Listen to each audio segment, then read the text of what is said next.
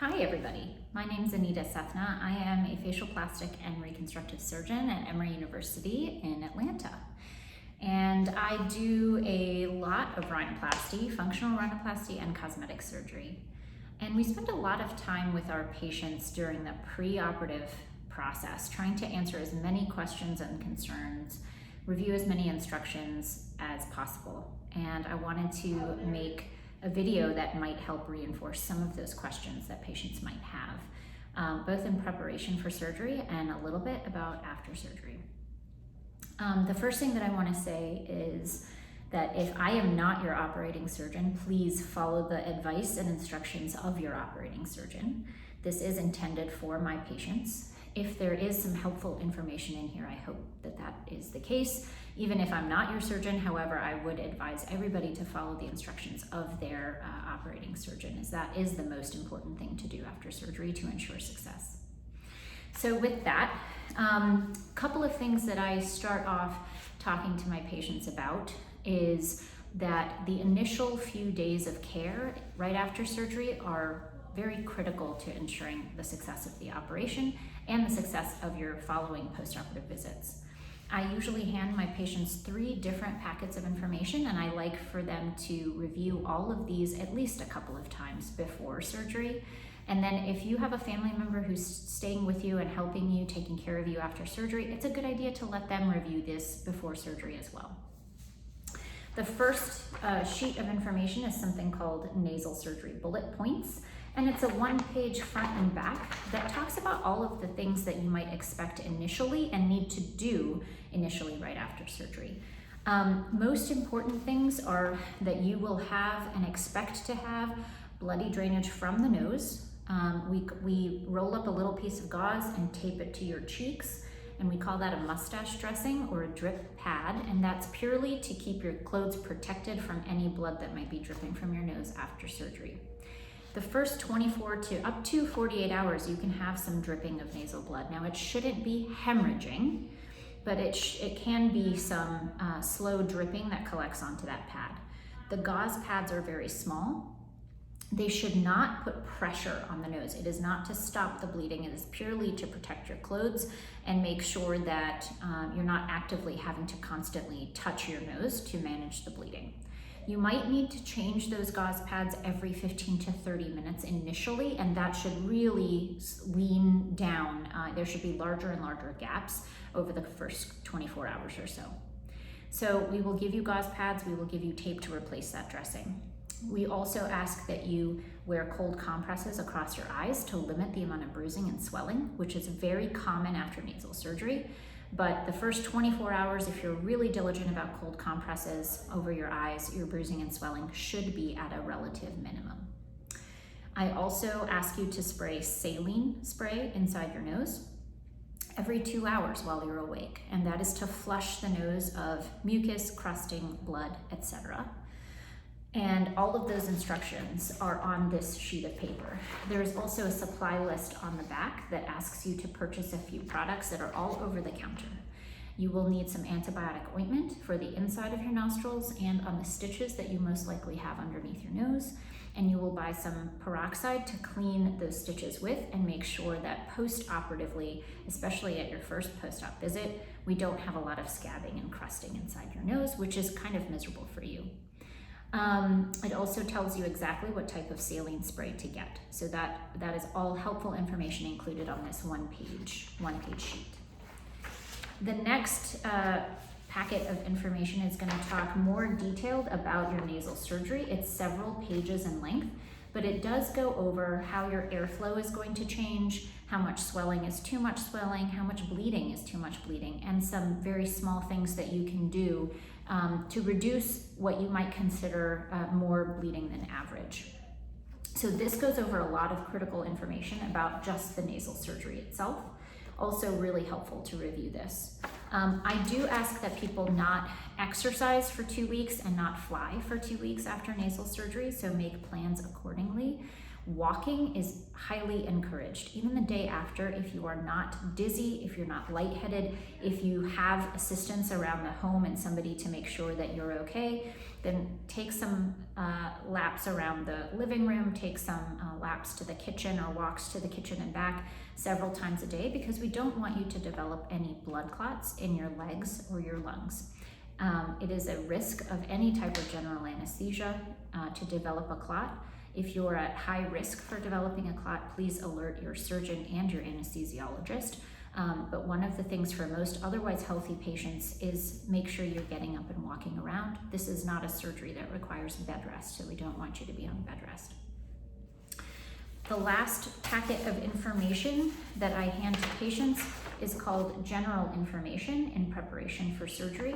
And this goes over herbal supplements that we would like for you to stop taking 1 to 2 weeks before surgery that increase your chance for bleeding. And that includes garlic, ginkgo, aspirin, fish oil, any type of blood thinners. All of those, a lot of herbal supplements will have a side effect of causing slight increases in bleeding because a lot of them are anti-inflammatory, and we would like for you to not take those for about 2 weeks before any nasal surgery. We also talk about an herbal supplement called Arnica montana that is not a requirement and can be obtained at natural food stores, Whole Foods, and herbal supplement stores. It is not an FDA regulated herbal medication, so I do not require it. And it can help with bruising and swelling and soreness after surgery. So if you choose to take it, there is information included in the packet about that. Vitamin C, such as emergency supplementation in the weeks leading up to surgery, can also be helpful to improve your chances of healing. Again, not required. Some people do get some gastric upset, stomach upset with higher doses of vitamin C, so I do not want you to be miserable. It is something that you might want to try, but if it's not tolerated, please don't push it. On the back of my general instructions is information about pain management. I routinely will give a prescription for pain medication, a few doses of prescription pain medication, but I do not like to give higher doses of pain medication because there are a lot of side effects, and a lot of rhinoplasty patients do not require pain medicine. Ibuprofen and Tylenol for my patient population, as long as it's safe with your any other medical conditions to take ibuprofen and Tylenol. Alternating the two can be very helpful for postoperative pain management after rhinoplasty. There will definitely be some surgeons that do not want you to take ibuprofen, so please, again, as I said before, follow the advice of your operating surgeon. But for my patients, as long as you are medically able to take Tylenol and ibuprofen, the two of those alternated every 4 hours or so can be very helpful and can avoid the need for Percocet or any narcotic pain medications altogether. There is, on the back of my general instructions, there is a sample schedule, sorry, wrong paper. There's a sample schedule of how much medication for Tylenol and ibuprofen is too much, how often you should take it, and a sample breakdown in the day of what times you might consider taking some Tylenol or ibuprofen. So with that, I usually move on to how you're going to feel. It is very common in the initial few hours after your nasal surgery for you to be able to pass a little bit of air in and out of your nose. However, very quickly the swelling will set in, and most of the time I am placing these silicone sheets, so thin flexible sheets of silicone inside your nose on either side. And those are called stents or splints. And when we place those inside, plus the swelling, very quickly it becomes virtually impossible for you to pass any air through your nose. So starting about the evening after surgery or the evening of surgery until about 6 days, and that's on average, after surgery, you will not be able to breathe out of your nose. And it can be very disconcerting for some people. It is definitely highly uncomfortable. We do not have a lot of pain after surgery. Most people are not complaining of pain. They are complaining about intense congestion. I like to warn people that it is more like the worst cold that you've had. So intense congestion, like I said, maybe a little bit of a sore throat because you had anesthesia, and a dry mouth because all of your air is passing in and out of your mouth. I do ask people to sleep with their head elevated on a few pillows, not flat, not on your side. So for the first 6 days after surgery, pretty uncomfortable just because it's hard to find the right position to rest, and you're so congested. So eating and drinking can be a little bit unpleasant as well. Important to try to stay as hydrated as possible. Important to get up and walk around. All of those things will decrease as much swelling as you possibly have control over. And keeping your head elevated will decrease the maximum amount of congestion and swelling that you might notice.